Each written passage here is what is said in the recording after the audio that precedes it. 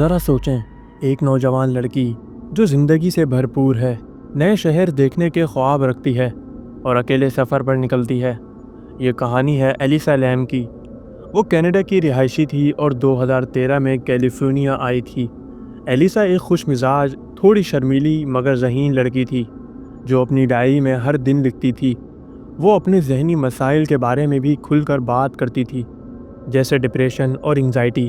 Los Angeles پہنچنے کے بعد ایلیسا نے سیسل ہوٹل میں اپنا کمرہ بک کروایا۔ یہ ہوٹل لاس اینجلس کے ایک ایسے علاقے میں تھا جہاں اکثر جرائم، قتل اور ڈرگ ڈیلنگز ہوتی رہتی تھیں۔ یہ ہوٹل پہلے سے ہی بدنام تھا۔ یہاں کئی قتل ہو چکے تھے، خودکشی کے واقعات بھی ہوئے تھے اور لوگ اسے ہوٹل آف ڈیتھ کہتے تھے۔ لیکن ایلیسا کو یہ سب معلوم نہیں تھا۔ اس نے صرف ایک سستا کمرہ دیکھا اور وہیں رک گئی۔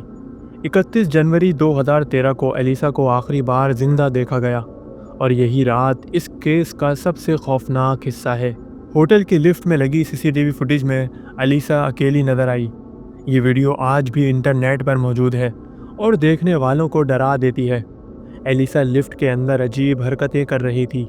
وہ بار بار لفٹ کے بٹن دباتی، باہر دیکھتی جیسے کوئی اس کا پیچھا کر رہا ہو، پھر وہ باہر نکلتی اور دوبارہ واپس لفٹ میں آ جاتی۔ اس کی ہینڈ موومنٹ ایسی تھی کہ جیسے کسی کو روکنے یا چھپنے کی کوشش کر رہی ہو۔ اس ویڈیو نے لاکھوں لوگوں کو الجھا دیا کہ وہ آخر کس سے ڈر رہی تھی۔ لیکن پھر اس رات کے بعد ایلیسا کبھی نظر نہیں آئی۔ اگلے دن اس کے والدین نے اس سے رابطہ کرنے کی کوشش کی، لیکن رابطہ نہ ہونے پر انہوں نے پولیس کو اطلاع دی۔ پولیس نے ہوٹل کی تلاشی لی، کمرے چیک کیے، لیکن ایلیسا کا کوئی نام و نشان نہ ملا۔ دن گزرتے گئے۔ اس کے دوست، فیملی ممبرز اور پولیس سب کے سب پریشان تھے کہ ایلیسا آخر گئی تو گئی کہاں۔ ہوٹل کے دوسرے مہمان بھی ڈرنے لگے۔ تقریباً 3 ہفتے کے بعد ہوٹل کے مہمانوں نے شکایت کی کہ پانی کا ذائقہ عجیب ہے، اس میں بو آ رہی ہے اور پانی کا پریشر بھی کم ہے۔ جب ہوٹل کی مینٹیننس ٹیم چھت پر گئی اور پانی کی ٹنکی کا ڈھکن ہٹایا تو ان کے رونگٹے کھڑے ہو گئے۔ ایلیسا کا جسم اس ٹنکی میں تیر رہا تھا۔ پولیس نے کہا کہ شاید ایلیسا خود کسی طرح ٹینک تک پہنچی اور حادثاتی طور پر ڈوب گئی۔ لیکن سوال یہ تھا کہ وہ ٹنکی بہت اونچی اور ڈھکن بہت بھاری تھا۔ کوئی آسانی سے اس کا ڈھکن نہیں کھول سکتا تھا، اور ایلیسا کیسے اس تک پہنچی؟ ایلیسا کی موت نے پوری دنیا کو حیران کر دیا۔ لوگوں نے مختلف تھیوریز بنائیں۔ کچھ نے کہا کہ یہ قتل ہے، کچھ نے کہا کہ یہ ہوٹل کے پراسرار تاریخ سے جڑا کوئی واقعہ ہے، اور کچھ نے کہا کہ یہ ایلیسا کی نفسیاتی حالت کی وجہ سے ہوا ہے۔